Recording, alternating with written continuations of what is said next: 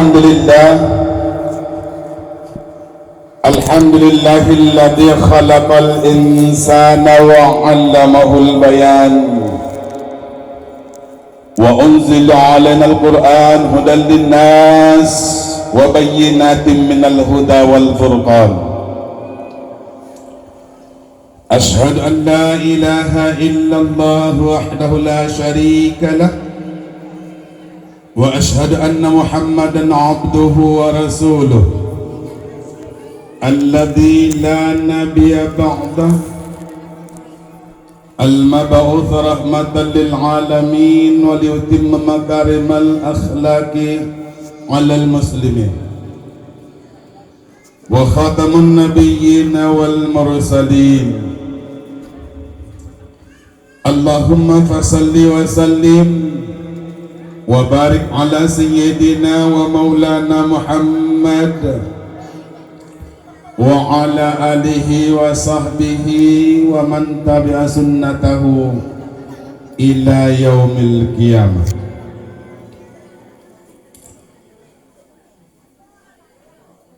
أما بعد فقد قال الله تعالى في القرآن العظيم: أعوذ بالله من الشيطان الرجيم، بسم الله الرحمن الرحيم.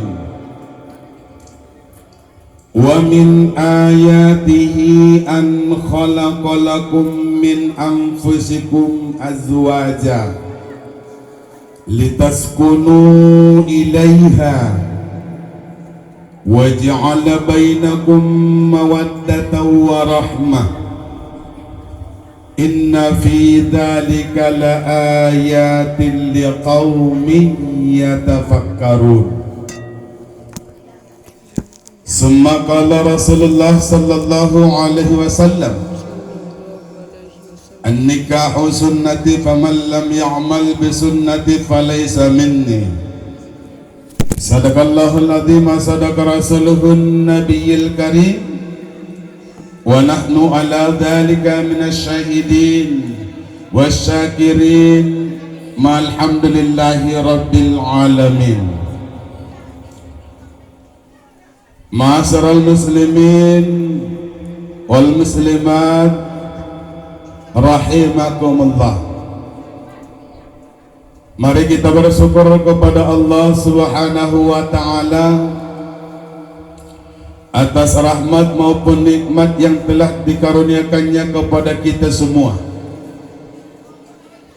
Di antara nikmat yang diberikannya itu adalah nikmat kesehatan, nikmat kesempatan, lebih-lebih nikmat iman dan Islam yang masih kita miliki bersama. Jadi dengan berkat rahmat Allah Subhanahu wa ta'ala, pada kesempatan di menjelang siang hari yang mulia ini, kita dapat berhadir di tempat yang mulia ini dalam rangka menghadiri walimatul urus atas pernikahan Adinda Suci Rahmadani Nasution dan Roni Ibrahim. Selawat berakikan salam kita sampaikan kepada ruh junjungan alam Nabi Muhammad sallallahu alaihi wasallam.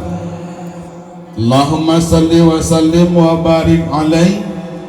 Mudah-mudahan kiranya kita termasuk daripada golongan umat yang akan mendapatkan syafaatnya nanti di hari yauma la yanfa'u malun wala banun illa man atallaha biqalbin salim.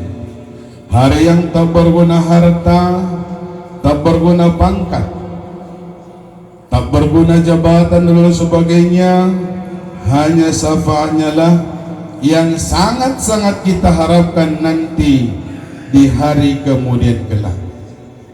Salah satu upaya yang dapat kita lakukan dalam kehidupan kita ini untuk mendapatkan syafaatnya Rasulullah sallallahu alaihi wasallam nantinya adalah dengan memperbanyak ucapan selawat, tentunya diiringi dengan mengamalkan sunnah-sunnahnya dalam kehidupan ini, insya Allah kita akan termasuk orang-orang yang akan mendapatkan syafaatnya nanti.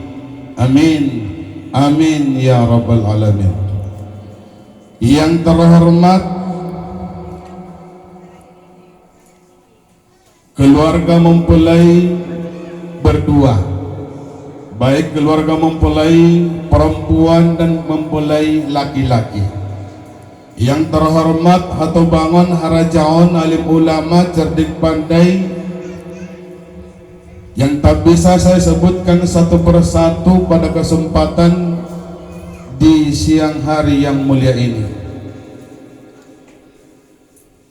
Dan kepada bapak-bapak dan ibu-ibu hadirin wal hadirat yang dirahmati oleh Allah Subhanahu wa ta'ala, wabil khusus kepada kedua mempelai yang tadinya sudah dilaksanakan akad nikah, yang pada saat ini masih berbunga-bunga demi membangun rumah tangga.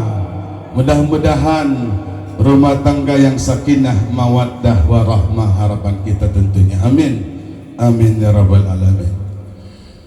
Bapak-bapak dan ibu-ibu hadirin wal hadirat yang dirahmati oleh Allah Subhanahu wa ta'ala, pada kesempatan ini kepada saya diberikan kesempatan, diberikan amanah untuk memberikan tausiah, untuk memberikan wejangan-wejangan yang seputar walimatul urus dalam hal membina rumah tangga.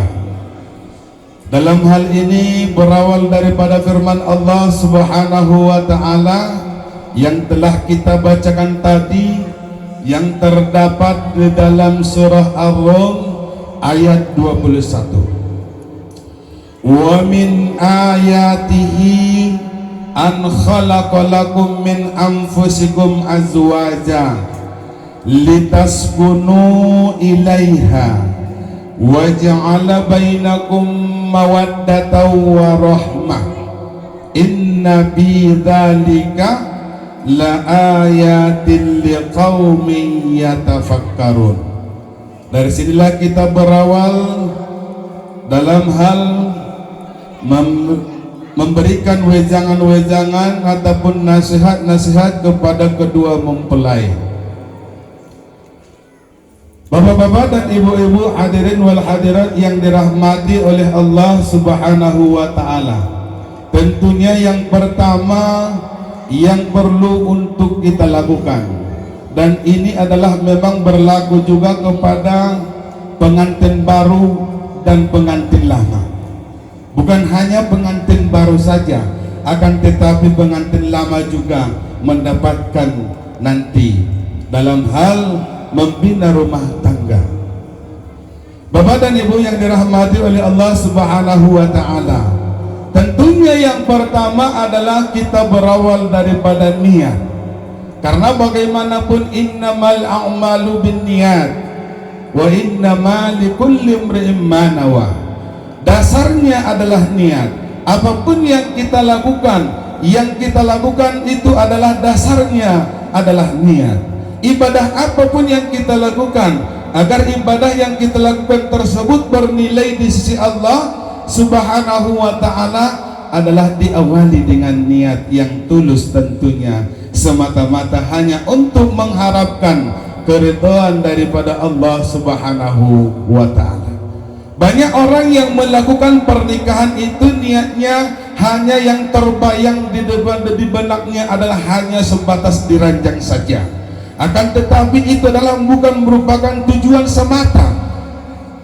Jadi oleh karena itu kita melakukan pernikahan itu adalah laksanakan untuk niat kita semata-mata hanya untuk melaksanakan sunnah Rasulullah sallallahu alaihi wasallam, dan untuk sebagai jalan buat kita untuk mendapatkan keridhaan Allah, tentunya untuk mendapatkan kebahagiaan kita baik di dunia apalagi untuk akhirat kita. Kemudian yang berikutnya adalah kita wa min ayatihi an khalaqalakum min anfusikum azwaja. Di antara tanda-tanda kebesaran Allah Subhanahu wa ta'ala, an khalaqalakum min anfusikum azwaja, bahwa Allah menciptakan untuk kamu dari jenismu sendiri untuk kita jadikan sebagai pasangan hidup.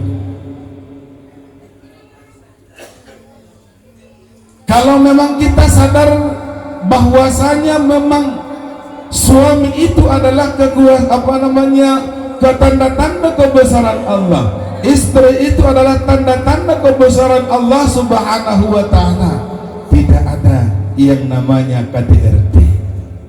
Kalau memang suami menyadari bahwa memang istri itu adalah tanda-tanda kebesaran Allah Subhanahu wa ta'ala, begitu juga sebaliknya, kalau memang si istri sadar dan mengetahui bahwa memang suami itu adalah tanda-tanda kebesaran Allah Subhanahu wa ta'ala untuk dia, maka tentunya tidak ada seorang istri yang durhaka kepada suaminya.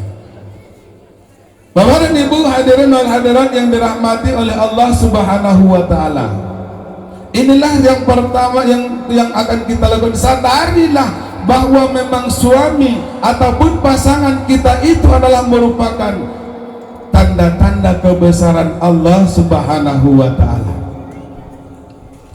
Gunanya apa kata Allah? Litaskunu ilaiha, agar kamu tenteram bersamanya.